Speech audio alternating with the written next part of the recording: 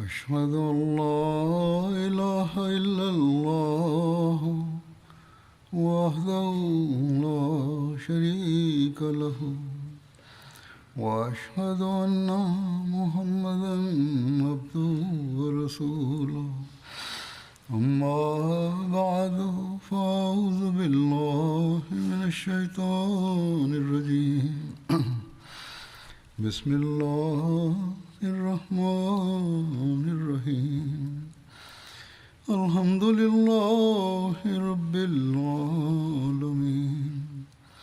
الرحمن الرحيم مالك يوم الدين إياك نعبد وإياك نستعين اهدنا الصراط المستقيم صراط الذين أنعمت عليهم غير المغضوب عليهم ولا الضالين.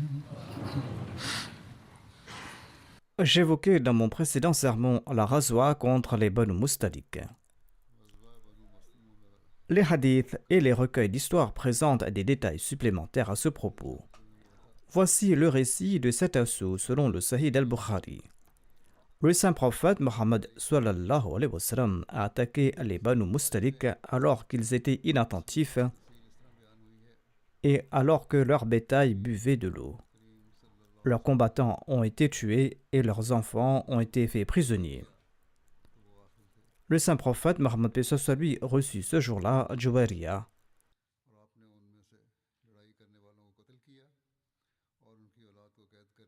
Le rapporteur déclare: c'est Abdullah bin Omar qui m'a relaté cela, et il était dans cette armée.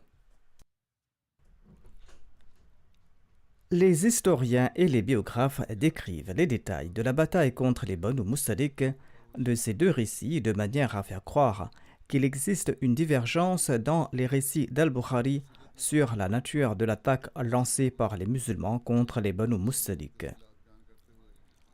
Selon le récit d'Al-Bukhari, les musulmans ont attaqué l'ennemi par surprise lorsqu'il était insouciant, et cette divergence était également évidente pour l'imam Ibn Hajar, le commentateur d'Al-Bukhari. D'après Allama Ibn Hajar, qui concilie les deux types de récits, il est probable que lorsque l'armée islamique les a soudainement encerclés à la source, l'ennemi a résisté un certain temps. Ensuite, l'ennemi s'est rangé en bataille et l'ennemi a combattu. Les musulmans ont triomphé et les Banu Mustalik ont été vaincus. Cela signifie qu'au moment de l'attaque, ils étaient pris au dépourvu, comme le rapporte l'imam al-Bukhari. Mais qu'ils se sont ensuite rangés en bataille et qu'un combat a eu lieu entre les deux parties, comme le rapportent les biographes. Dans son ouvrage Sirat Khatamun Nabiyyin, Hazrat Mirza Bashir Ahmad Sahib a également concilié ces deux récits.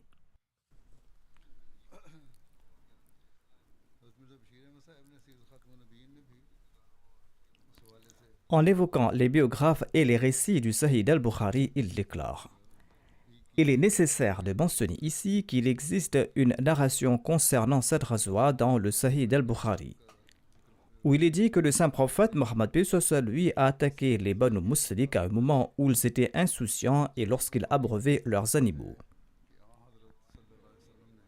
Cependant, si l'on y réfléchit, cette narration n'est pas en contradiction avec le récit rapporté par les historiens.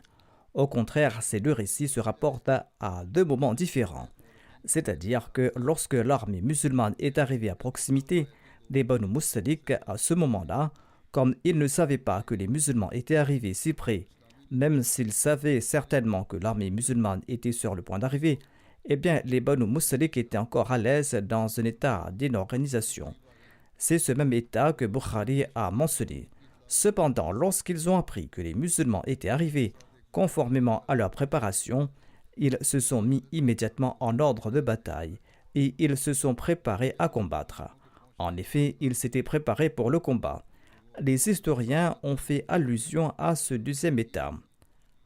Allama Ibn Hajar et d'autres chercheurs ont concilié ces deux narrations divergentes de cette manière et c'est cette élucidation qui semble être correcte. Hisham bin Subaba, un compagnon du saint prophète Mohammed sallallahu alayhi wa sallam, a été tué lors de cette expédition. Selon les récits, il était le seul compagnon à périr et c'était par erreur de la main d'un autre musulman. Son nom était Hisham bin Subaba. Et il a été tué par erreur par un compagnon ansari nommé Aus qui le prenait pour un polythéiste. Hisham appartenait à la tribu d'Ubada bin Samit. Le martyre de Hisham bin Subaba se déroula ainsi. Il était parti à la recherche de l'ennemi. En revenant, une violente tempête faisait rage et l'atmosphère était remplie de poussière. C'est dans ces conditions qu'il a rencontré le compagnon Ansari nommé Aus. Ce dernier ne l'a pas reconnu et il l'a pris pour un polythéiste et il a attaqué Hisham et il l'a tué. Mikyas bin Subaba, le frère de Hisham qui résidait à la Mecque, est venu à Médine et il a embrassé l'islam. Et il a réclamé le prix du sang de son frère qui a été tué par erreur. Le saint prophète Mohammed sallallahu alayhi wa sallam a ordonné à Aus de verser le prix du sang à Mikyas bin Subaba. Mikyas bin Subaba qui a reçu cette somme. Cependant, après avoir reçu le prix du sang, Mikyas a tué Aus pour venger la mort de son frère et il a apostasié pour rejoindre les Korachites. Il semble qu'il avait planifié cela. Devant ce comportement rebelle qui allait également à l'encontre de la coutume arabe de ne pas tuer après avoir reçu le prix du sang, eh bien le saint prophète Mohammed lui a décidé de le faire exécuter pour ce meurtre injuste. Ainsi, un compagnon du saint prophète Mohammed lui, Numayla, a tué Mikyas le jour de la conquête de la Mecque. On trouve également mention du soutien par les anges au cours de cette bataille. Dans un récit, Al-Mu'minin Juwayriya relate ceci. L'envoyé d'Allah sallallahu alayhi wa sallam est venu nous voir alors que nous étions à Al-Muraisi. J'ai entendu mon père dire « Une si grande armée est arrivée que nous ne pouvons pas la combattre. » Et je voyais moi-même tant de gens, tant d'armes et de chevaux que je ne pouvais pas le décrire. Lorsque j'ai embrassé l'islam, dit Juwayriya, lorsque j'ai embrassé l'islam, et lorsque le messager d'Allah sallallahu alayhi wa sallam m'a épousé, et que nous sommes revenus, j'ai commencé à regarder les musulmans, et ils ne me paraissaient plus aussi nombreux que lorsqu'ils l'étaient pendant la bataille. J'ai alors compris que c'était l'effroi que Dieu avait jeté dans les cœurs des polythéistes. Un homme des Banu Musrik qui s'est converti à l'islam par la suite a également déclaré « Nous avons vu des hommes blancs monter sur des chevaux qui étaient de couleur noire et blanc.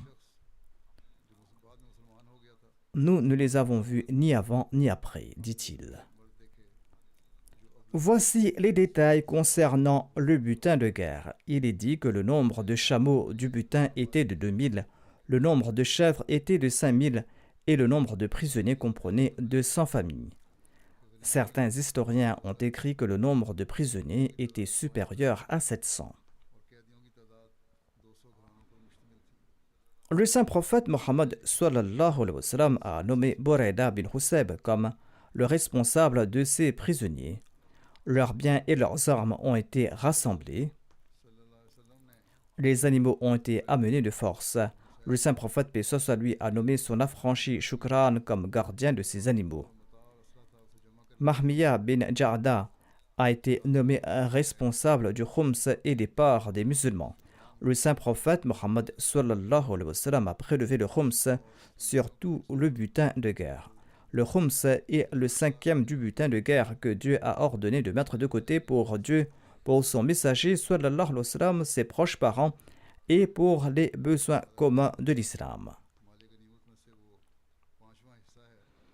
Les prisonniers ont été répartis entre les gens et les biens, les animaux et les chèvres ont également été répartis. Comme je l'ai déjà mentionné, on trouve également mention du mariage de Juwayriya avec le saint prophète Mohammed sallallahu alayhi wa sallam dans les récits. Parmi les prisonniers capturés du clan Banu Mustalik se trouvait Bara, la fille de Harith bin Abi Dharar, chef du clan. Le saint prophète Mohammed sallallahu alayhi wa sallam a changé son nom en Juwayriya. Elle était mariée à Musafir bin Safwan qui a été tué lors de la bataille d'Al-Muraisi. Le saint prophète Mohammed lui a réparti les prisonniers entre les soldats musulmans selon la coutume. Et selon ce partage, Barra bint Harith a été confié à Thabit bin Qais, un compagnon ansari. Afin d'obtenir sa liberté, Barra a conclu un accord avec Thabit bin Qais par le biais de la Mukataba. La Mukataba est un accord par lequel un esclave ou une servante conclut un contrat avec son maître pour devenir libre en payant une somme d'argent déterminée. En tout cas, ils ont convenu que si elle payait la somme fixée qui était de 9 onces d'or, soit 360 dirhams comme rançon, elle serait considérée comme libre. Après cet accord, Barra s'est présentée au saint prophète Mohammed sallallahu alayhi wa sallam et elle lui a relaté toute l'histoire. Elle a souligné qu'elle était la fille du chef du clan des Banu Mustalik et elle a demandé son aide pour payer la rançon. Le saint prophète Mohammed sallallahu alayhi wa sallam a été très touché par son histoire et il a décidé de la libérer et de l'épouser en pensant probablement qu'en raison de son statut de fille d'un chef de clan renommé, sa conversion pourrait faciliter la propagation de l'islam au sein de son clan. Ainsi donc, le saint prophète Mohammed lui a donc envoyé un message demandant sa main, et après qu'elle ait exprimé son consentement, le saint prophète Mohammed lui a payé sa rançon de sa propre poche, et le saint prophète Mohammed l'a épousée. Lorsque les compagnons ont constaté que leur maître avait accordé l'honneur du mariage à la fille du chef des Banu Mustalik, ils ont considéré qu'il était contraire à la dignité du saint prophète Mohammed de garder ses beaux-parents captifs. Par conséquent, une centaine de prisonniers ont été libérés d'un seul coup sans rançon. C'est pourquoi Aïcha radhiyallahu anha disait souvent que Juwayriya a été une bénédiction pour son peuple. En raison de ce mariage et de cette faveur, les gens des Banu Mustalik ont été rapidement influencés par les enseignements de l'islam et ils sont devenus les disciples du saint prophète Mohammed sallallahu alayhi wa sallam. Selon un autre récit, Harith, le père de Juwayriya, est venu voir le saint prophète Mohammed lui avec la rançon de sa fille. Après avoir payé la rançon et après avoir libéré Juwayriya, il s'est lui-même converti à l'islam. Ensuite, il a marié sa fille au saint prophète Mohammed sallallahu alayhi wa sallam. Selon la Sira d'Ibn Hisham, lorsque le saint prophète Mohammed lui est revenu à Médine après la bataille contre les Banu Mustalik, Harith bin Abi Dhirar, le père de Juwayriya, est venu voir le saint prophète lui pour payer la rançon de sa fille.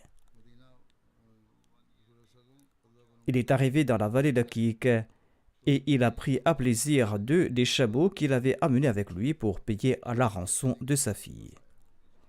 Ces deux chameaux le plaisaient et il les a cachés dans un ravin de la vallée d'Aqiq. Puis il est parti voir le saint prophète Mohammed et il lui a dit ceci: Ô Mohammed sallallahu alayhi wa sallam, vous avez capturé ma fille et voici sa rançon. Le saint prophète Mohammed lui a demandé: où sont les deux chameaux que tu as cachés dans tel et tel ravin de la vallée d'Aqiq? Impressionné, Harith a répondu: j'atteste qu'il n'y a pas d'autre Dieu hormis Allah et que vous êtes le messager d'Allah.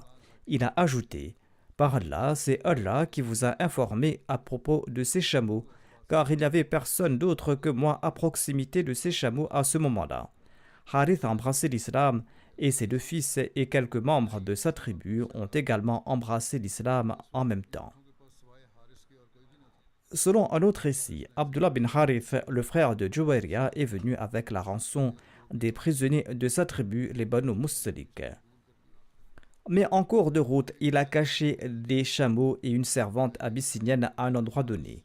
Abdullah est parti voir le saint prophète Mohammed paix soit lui, et il lui a parlé de la rançon des prisonniers. Le messager d'Allah paix soit lui a dit: d'accord, mais qu'apportes-tu comme rançon? Abdullah a répondu: je n'apporte rien. Le messager d'Allah paix soit lui a déclaré: où sont le jeune chameau et la servante noire que tu as cachés à tel ou tel endroit? En entendant cela, Abdullah a déclaré: j'atteste qu'il n'y a pas d'autre Dieu hormis Allah et que Mohammed sallallahu alayhi wa sallam est le messager d'Allah. Il a ajouté: il n'y avait personne d'autre avec moi lorsque j'ai caché cette rançon, et personne d'autre n'est arrivé avant moi pour vous en parler. En fin de compte, il s'est converti à l'islam. Dans sa biographie intitulée Sirat Khatamun Nabiyyin, Hazrat Mirza Bashir Ahmad Saib mentionne une autre tradition concernant le mariage de Juwayriya. Selon ce récit, lorsque son père est venu la voir pour la libérer, il a été converti à l'islam par la bénédiction de la compagnie du saint prophète Mohammed sallallahu alayhi wa sallam. Par la suite, le saint prophète paix soit lui lui a envoyé une proposition de mariage et il a accepté cela avec joie et il a marié sa fille au saint prophète Mohammed sallallahu alayhi wa sallam. Juwayriya relate qu'elle avait fait un rêve 3 jours avant l'arrivée du saint prophète Mohammed sallallahu alayhi wa sallam, c'est-à-dire lorsqu'il s'est rendu chez les Banu Mustalik. Elle déclare: j'ai rêvé que la lune est venue de Yathrab et la lune est tombée dans mon giron. J'ai hésité à relater mon rêve à qui que ce soit jusqu'à l'arrivée du messager d'Allah sallallahu alayhi wa sallam. Lorsqu'on nous a fait prisonniers, j'ai espéré que mon rêve allait se réaliser. Le saint prophète paix soit lui m'a libéré et le saint prophète paix soit lui m'a épousé, et par Dieu, je n'ai pas parlé de mon peuple, c'est-à-dire que je n'ai fait aucune recommandation pour la libération de mon peuple, et les musulmans de leur propre chef les ont libérés. Je l'ai su que lorsque la fille de ma tante m'en a informé. Sur ce, j'ai loué Allah. C'est ma cousine qui m'a informé à ce propos et j'ai loué Allah, dit-elle. Ibn Hisham relate que le saint prophète Mohammed paix soit lui a fixé le mahr de Juwayriya à 400 dirhams. Quoi qu'il en soit, le saint prophète Mohammed paix soit lui est revenu à Médine victorieux et triomphant. Il est revenu de cette expédition et il était demeuré 28 jours hors de Médine pour cette expédition.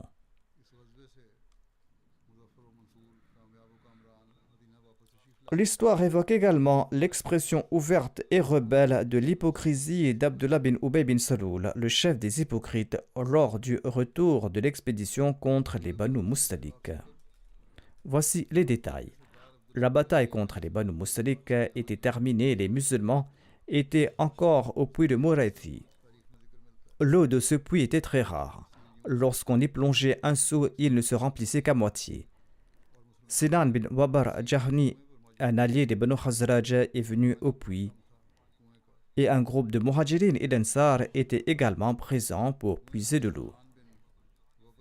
Sinan bin Wabar al-Juhni a plongé son seau et Jahja bin Masoud al-Ghafari, le serviteur d'Omar bin al-Khattab, a également plongé son seau pour puiser de l'eau. Et les seaux de Sinan et de Jahja se sont cognés et les deux hommes se sont disputés. L'eau était rare et personne n'en a eu assez. Jahja a frappé Sinan et l'a fait saigner. Sinan a crié à l'aide. Il a dit au Ansar. Et Jahja a crié quant à lui aux Muhajirin.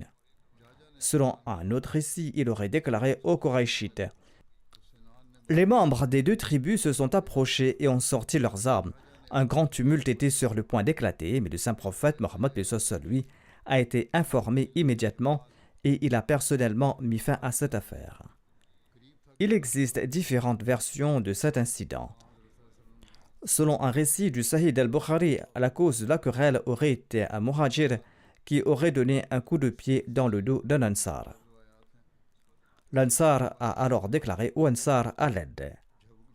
Le Muhajir, quant à lui, a déclaré: Ô Muhajiroun, venez à mon aide. La cause de la bagarre entre les deux était un bassin d'eau dont la chamelle de l'Ansar avait bu. Le saint prophète Mohammed sallallahu alayhi wa sallam est arrivé sur le lieu. Il a déclaré: Qu'est-ce que ce cri de la Jahiliya? Que dites-vous là? Ce sont des paroles d'ignorants. Et on lui a relaté tout ce qui s'était passé. Il a déclaré: Laissez tomber cette affaire qui pourrait briser votre fraternité. Chaque homme doit aider son frère, qu'il soit oppresseur ou opprimé. S'il est oppresseur, on doit l'empêcher de commettre de l'oppression. Et s'il est l'opprimé, il doit être aidé. Un groupe de Muhajiroun a parlé à Ubada bin Samit et un groupe d'Ansar a parlé à Sinan. Et Sinan a renoncé à son droit. Le saint prophète Mohammed lui a reçu toutes ces informations et on lui a expliqué la situation et Sinan a renoncé à son droit. Abdullah bin Ubay était assis avec 10 de ses compagnons hypocrites. Là-bas se trouvait également Zayd bin Arqam qui était encore jeune. Selon certains récits, il n'était pas encore pubère, tandis que selon d'autres récits, il était déjà pubère. Abdullah bin Ubay a entendu l'appel de Jahja qui disait aux gens des Qurayshites. Et Abdullah bin Ubay a été pris d'une grande colère. Il a déclaré: Par Dieu, je n'ai jamais vu un jour comme celui-ci. Il a ajouté: Par Dieu, depuis que le prophète sallallahu alayhi wa sallam est venu à Médine, je déteste cette religion, mais mon peuple a pris le dessus sur moi et ils ont accepté l'islam. Les gens des Qurayshites sont devenus nos dirigeants et leur nombre a augmenté dans notre ville et ils ont méprisé nos bienfaits. Et en citant un dicton très vil, il a déclaré: Ces gens des Qurayshites sont tels qu'on dit, notamment: Nourris bien ton chien afin qu'il te dévore. Il a déclaré que je pensais que j'aurais été mort avant d'entendre un tel appel comme celui de Jahja. Je suis venu ici, mais je ne peux pas supporter tout cela. Par Dieu, si nous retournons à Médine, la personne la plus honorable expulsera la personne la plus méprisable. Ensuite, en s'adressant aux membres de sa tribu qui étaient présents, il a ajouté: Vous avez été injuste envers vous-même. Vous avez installé ces gens-là dans votre ville et ils y sont restés. Vous avez partagé vos biens avec eux jusqu'à ce qu'ils deviennent riches. Par Dieu, si vous vous retenez maintenant, ils quitteront votre ville pour aller ailleurs. Pourtant, ils ne sont pas satisfaits de ce que vous avez fait pour eux. Ainsi donc, il a tenté d'inciter les Ansar en disant que les émigrants n'étaient pas reconnaissants pour leurs bienfaits. Il a ajouté: Tant et si bien que vous avez sacrifié vos vies pour eux. Vous avez été tués pour Mohammed sallallahu alayhi wa sallam et vous avez rendu vos enfants orphelins. En conséquence, votre nombre a diminué et leur nombre a augmenté. Lorsque Zayd bin Arqam a entendu les propos d'Abdullah bin Ubay, notamment que lorsque nous allons atteindre Médine, la personne la plus honorable va expulser la personne la plus méprisable, il a répondu sur le champ: Par Dieu, tu es celui qui est le plus méprisable parmi ton peuple, tu es inférieur tandis que Mohammed sallallahu alayhi wa sallam est glorifié et possède l'autorité par la grâce du Dieu Ar-Rahman et les musulmans ont la force de leur côté. Il a exprimé son sens de l'honneur. Suite à cela, Abdullah bin Ubay lui a répondu: Tais-toi, je ne faisais que plaisanter et m'amuser. Il a été pris de peur et il était terrifié. Zayd bin Arqam, après avoir entendu tout cela, est parti rapporter les paroles d'Ibn Ubay au saint prophète Mohammed lui, qui se trouvait en compagnie d'un groupe de compagnons émigrants et ansar. Zayd a relaté au saint prophète Mohammed lui les propos d'Ibn Ubay. Selon un récit d'Al-Bukhari, Zayd bin Arqam en a parlé à son oncle et son oncle a informé le saint prophète Mohammed lui de l'incident. Le saint prophète Mohammed lui a convoqué immédiatement Zayd. Il a désapprouvé les paroles de Zayd et son visage a changé de couleur. Et il a déclaré: Mon garçon, peut-être que tu es en colère contre Ibn Ubay. Zayd a répondu: Non, ô envoyé d'Allah, je jure par Allah que j'ai entendu ces paroles de la bouche de Ubay. L'envoyé d'Allah a déclaré: peut-être que tu as mal entendu. Zayd a répliqué: par Allah, ô messager d'Allah, ce n'est pas le cas. Le saint prophète a déclaré: peut-être que tu t'es trompé sur ses propos. Zayd a insisté en disant: par Allah, ô messager d'Allah, sallallahu alayhi wa sallam, ce n'est pas le cas. L'armée a appris à propos des paroles d'Ibn Ubay et cela est devenu le sujet de discussion parmi les gens. Les Ansar blâmaient et réprimandaient Zayd en disant qu'il avait accusé à tort leur chef de telles paroles, des paroles qu'il n'avait pas prononcées. L'oncle de Zayd a exprimé également son mécontentement, lui demandant ce qui lui était passé par la tête. Il lui a dit: le prophète d'Allah, paix soit lui, t'a traité de menteur et il est fâché contre toi. Zayd a déclaré: par Allah, j'ai entendu moi-même ce qu'il a dit. Par Allah, personne ne m'était plus cher parmi les Khazraj qu'Abdullah bin Ubay. Si j'avais entendu cette parole de mon père, je l'aurais certainement rapportée au messager d'Allah, paix soit lui. C'est-à-dire si mon père avait tenu les mêmes propos qu'Abdullah bin Ubay. Sa foi était donc très forte. Il a déclaré que même si mon père avait prononcé ces paroles, j'aurais certainement rapporté cela au saint prophète. Et j'espère qu'Allah va faire descendre une révélation sur son prophète qui va confirmer ma parole. Zayd était très attristé par cette situation. Il relate: un tel chagrin m'a frappé que je n'avais jamais connu auparavant. Je suis resté assis chez moi. Ici, chez moi, fait référence à sa résidence extérieure où il avait campé. Il ne s'agit pas de sa maison à Médine, car tout cet événement s'est déroulé en dehors de Médine. Zayd a cessé de se présenter aux gens de peur qu'ils ne le voient et ne disent que tu as menti. D'autre part, parmi les Ansar présents dans l'assemblée, lorsque ceux-ci ont entendu les paroles du messager d'Allah, sallallahu alayhi wa sallam, ainsi que la réponse donnée par Zayd, quelques-uns d'entre eux se sont levés et sont allés trouver Abdullah bin Ubay bin Saloul pour lui en informer. Aws bin Khawli lui a dit ceci: ô Abu Hubab. Abu Hubab était sa kunya. Il a dit que si tu as dit cette parole, rapporte-la au prophète d'Allah, sallallahu alayhi wa sallam, afin qu'il implore le pardon de Dieu en ta faveur et afin que tu ne la nies pas, de peur que Dieu ne fasse descendre une révélation te contredisant. Et si tu n'as pas énoncé de tels propos, va trouver le messager d'Allah, sallallahu alayhi wa sallam, et excuse-toi, et jure que tu n'as pas prononcé ces paroles. Abdullah bin Ubay a juré par Allah qu'il n'avait pas prononcé de telles paroles. Ensuite, Ibn Ubay est parti voir le messager d'Allah, sallallahu alayhi wa sallam. Le saint prophète, paix soit lui, lui a dit: ô Ibn Ubay, si tu as énoncé de tels propos, eh bien repens-toi. Il a commencé à sermenter au nom de Dieu qu'il n'avait pas prononcé ces paroles que Zayd avait rapportées. Selon un autre récit, lorsque Abdullah bin Ubay a appris la nouvelle, il s'est rendu auprès du saint prophète, paix soit lui, et il a juré au nom d'Allah qu'il n'avait pas prononcé les paroles rapportées par Zayd. Un troisième récit indique que le saint prophète, paix soit lui, a convoqué personnellement Abdullah bin Ubay et ses compagnons qui ont juré qu'il n'avait rien dit de tel. Suite à cela, les compagnons Ansar présents ont déclaré qu'il était possible que l'enfant avait mal compris ou oublié les paroles exactes d'Ibn Ubay, et ils ont ainsi défendu Ibn Ubay car Ibn Ubay était un homme honorable et respecté parmi eux. Certains pensaient quant à eux que Zayd disait la vérité, tandis que d'autres avaient des doutes à son égard. Quelques-uns croyaient fermement que, malgré son jeune âge, Zayd disait la vérité. Cependant, la majorité des anciens considéraient que Zayd avait tort.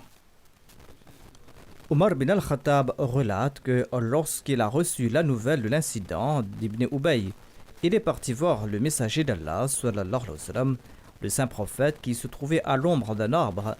Un esclave noir massait son dos. Le saint prophète, paix soit lui, a déclaré: ô messager d'Allah, sallallahu alayhi wa sallam, peut-être avez-vous mal au dos. Le saint prophète, paix soit lui, a répondu: la nuit dernière, la chamelle m'a fait tomber. Omar a continué la conversation et il a énoncé les propos qu'il souhaitait tenir.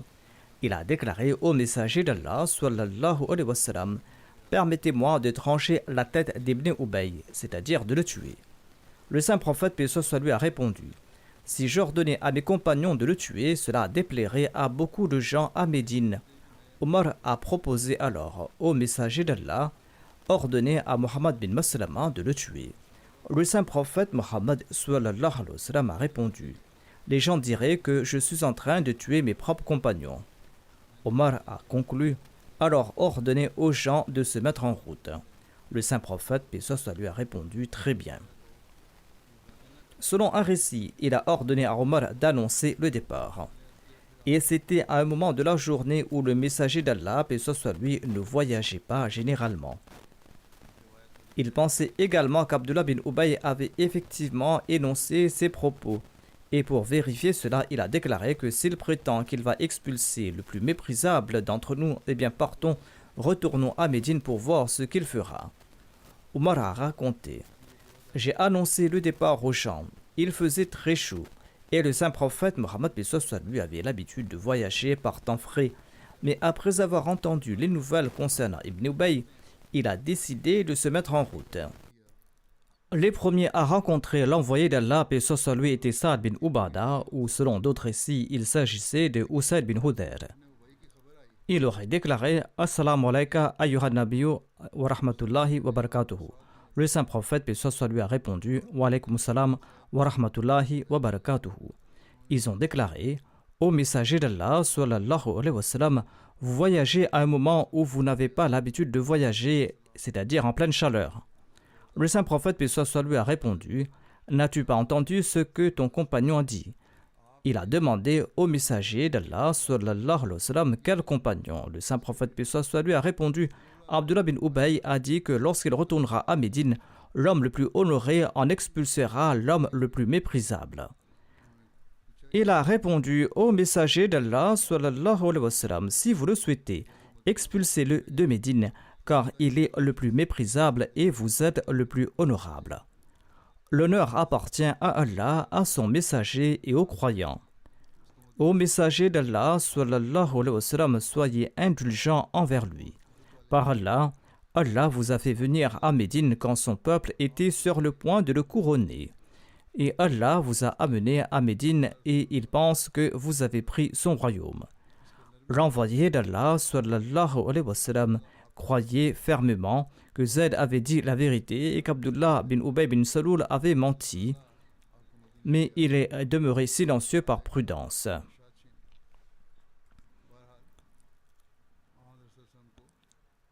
Et il a déclaré: retournons à Médine et voyons qui est plus méprisable et qui est plus honorable. Finalement, on a prouvé que Abdullah avait tort et qu'il avait effectivement prononcé ces paroles. Je citerai plus tard les détails que Hazrat Mirza Bashir Ahmad Sahib a cités, Inch'Allah. Inch'Allah, la Jalsa Salana du Royaume-Uni débutera également le vendredi prochain.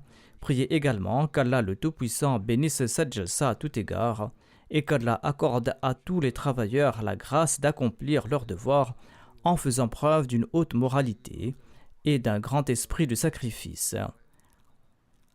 Qu'Allah prenne sous sa protection tous les invités qui sont venus, ceux qui sont en voyage et ceux qui se préparent à venir et ceux qui sont sur le point de partir et ceux qui vont devoir venir. Qu'Allah les protège tous et qu'Allah les amène tous en toute sécurité. Je mentionnerai certains défunts et je dirigerai leurs prières funéraires. Parmi eux, la première est Madame Salima Banu Sahiba, épouse de Hamid Kauthar Saheb, qui sert comme Nazir Dawati Lillah du nord de l'Inde. La défunte est décédée quelques jours de cela. Inna lillahi wa inna ilayhi raji'un. La défunte était une moussia.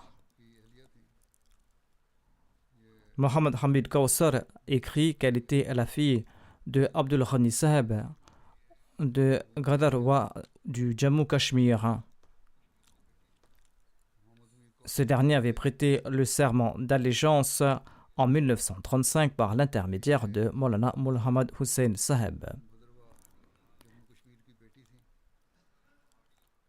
Jusqu'à la partition de l'Inde, il se rendait chaque année à la Jalsa Salana de Qadian à pied, empruntant des sentiers montagneux et enneigés et parfois en calèche pour écouter le discours de Hadrat Muslim Maud radhiyallahu anhu. Il avait un grand désir d'assister à la Jalsa Salana. L'époux de la défunte relate à propos de cette dernière, notamment qu'elle gérait le modeste salaire qu'elle recevait en tant que Waqf Zindagi avec une grande parcimonie, tout en accueillant chaleureusement les invités. Et elle disait, Allah a accordé une grande bénédiction à ce salaire. Elle était satisfaite de ses ressources et ne se plaignait jamais. C'est là une leçon pour ceux qui se plaignent parfois.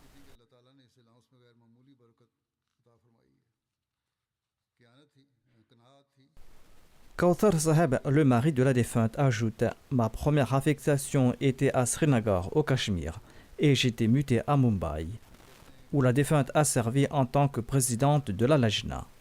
Ensuite, j'ai été muté à Kababir, en Terre Sainte. Une fois là-bas, la défunte a dit qu'il sera difficile pour moi d'apprendre l'arabe classique.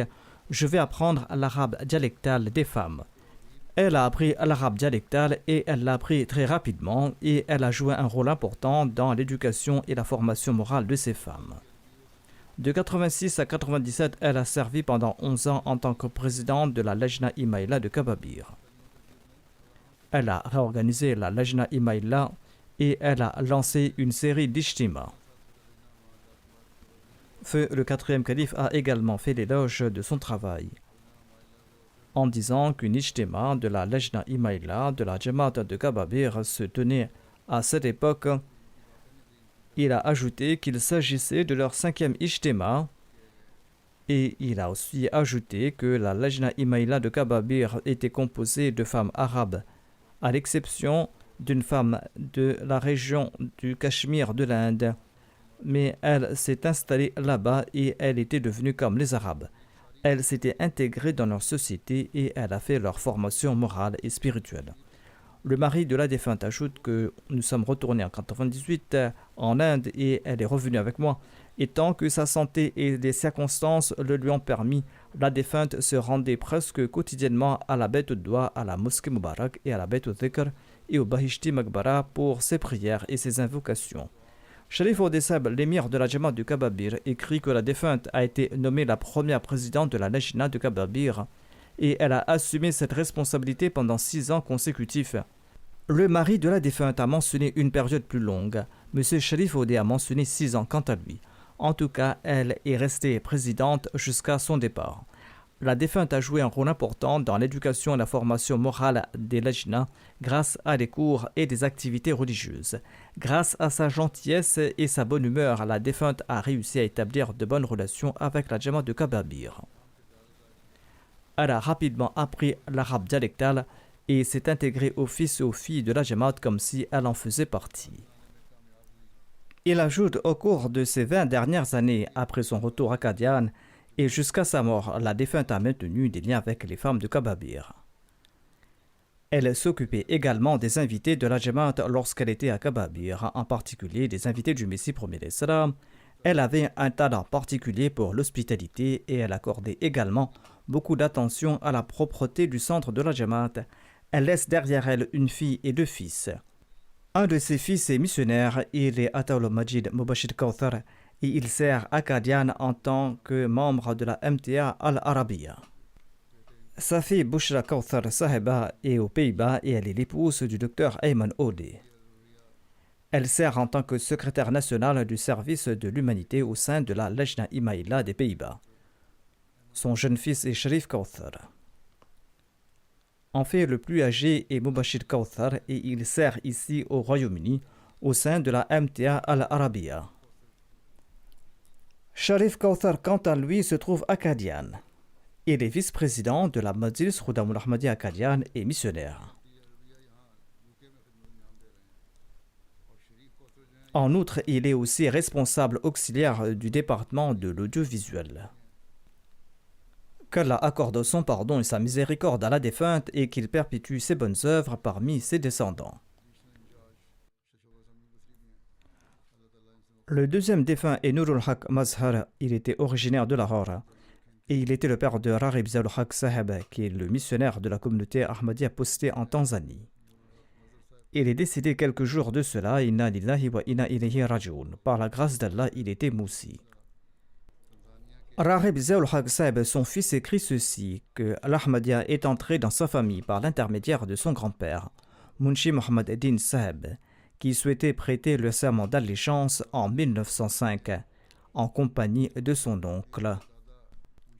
Il a fait la bayra plus tard. Il avait le désir de prêter le serment d'allégeance et il est arrivé à Qadian en 1905. Il a eu l'honneur de prier derrière le Messie premier d'Islam et il a demandé à prêter le serment, mais on a annoncé que le Messie premier d'Islam était souffrant et qu'il n'y aura pas de serment ce jour-là. Il est retourné et il a prêté le serment plus tard sur les mains du premier calife. En 1974, le défunt vivait dans une maison louée lorsque les opposants ont incendié la maison. Tout le contenu de la maison a été brûlé et personne ne lui a offert de refuge. Par la suite, un Ahmadi l'a accueilli dans sa maison. Rahib Saheb déclare que mon père a vécu dans cette petite maison avec beaucoup de patience et de gratitude. Il ne s'est jamais plaint et il n'a jamais dit qu'il a tout perdu dans l'incendie. En retour, Allah lui a donné la grâce de construire sa propre maison peu de temps après. Et il disait toujours que c'était la récompense du sacrifice de 1974. En 1974, alors qu'il assurait la sécurité de la mosquée de Burhalpura, des non-Ahmadis ont attaqué la mosquée.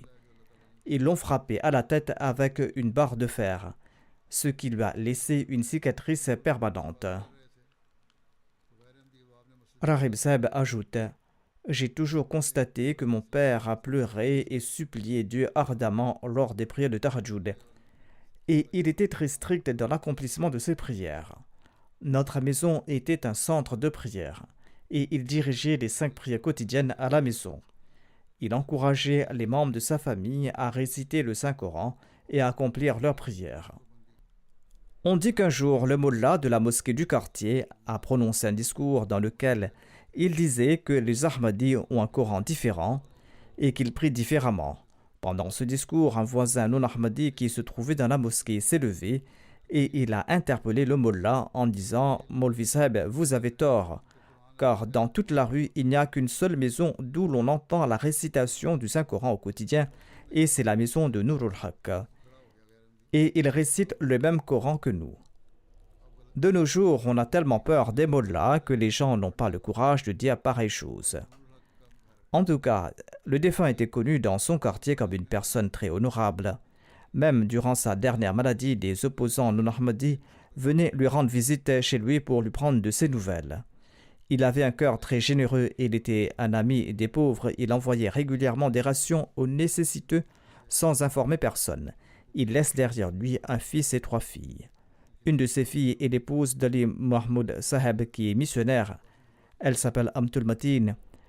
Elle n'a pas pu assister aux funérailles de son père car elle se trouve au Ghana.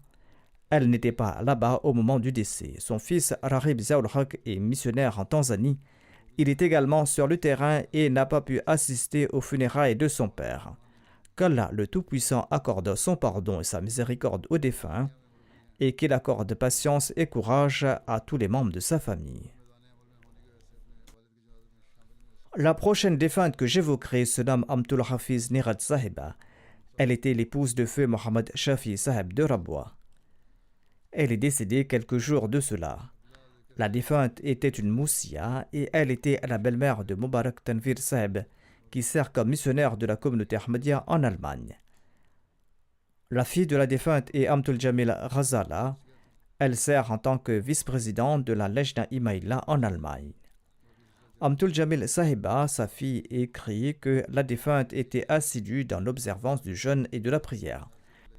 La défunte possédait d'éminentes qualités. C'était une personne vertueuse. Si quelqu'un lui demandait de prier pour lui, elle considérait cela comme une obligation et s'engageait avec dévouement et sincérité pour prier en faveur de cette personne. Elle était d'une grande loyauté envers le califat et enseignait aussi la même chose à ses enfants. Elle participait activement aux travaux de la communauté et nous montrait par l'exemple que le service de la religion est le véritable trésor. Elle a eu l'occasion de servir à divers postes au sein de la Lajna Imaïla. Elle avait une passion presque obsessionnelle pour la prédication, se rendant à pied dans des régions éloignées pour prêcher, tant que la prédication était permise et tant que les oppositions n'étaient pas trop nombreuses et qu'on n'était pas poursuivi en justice. Elle organisait des camps médicaux et distribuait des médicaments homéopathiques. Par ses efforts, Allah lui a accordé une 50aine de fruits. C'est-à-dire qu'elle a pu conduire près de 50 personnes vers la Bayra. Bien qu'elle ait eu peu d'éducation formelle, elle avait un grand désir d'apprendre. et elle faisait des discours très argumentés en lisant des livres religieux, parlant à chacun selon son niveau intellectuel. Aucun mendiant n'est jamais reparti les mains vides de chez elle. Elle conseille toujours aux femmes de chercher du travail au lieu de mendier. Elle a accueilli plusieurs jeunes femmes pauvres chez elle et elle leur a donné une bonne éducation et a joyeusement supporté les frais de leur mariage tout en maintenant toujours de bonnes relations avec elles. Razala Sahiba, la fille de la défunte, déclare que lorsqu'elle est partie rencontrer sa défunte mère, celle-ci lui a dit ceci: « Tu es une Waqf Zindagi, c'est-à-dire tu as consacré ta vie au service de la communauté, je ne te retiens pas, retourne et continue ton service. » Son frère a également dit que lorsque sa maladie était grave, on a conseillé à leur mère de le faire venir, mais elle a refusé en disant « Il est un Waqf Zindagi, laissez-le là-bas. » La défunte laisse derrière elle 2 fils et 2 filles et de nombreux petits-enfants qui sont en train de servir la communauté d'une manière ou d'une autre. Elle avait instauré une atmosphère très pieuse dans sa maison. Par la grâce d'Allah, ses 2 gendres sont également en train de servir la communauté. Qu'Allah lui accorde son pardon et sa miséricorde et qu'il perpétue ses bonnes œuvres à travers ses descendants.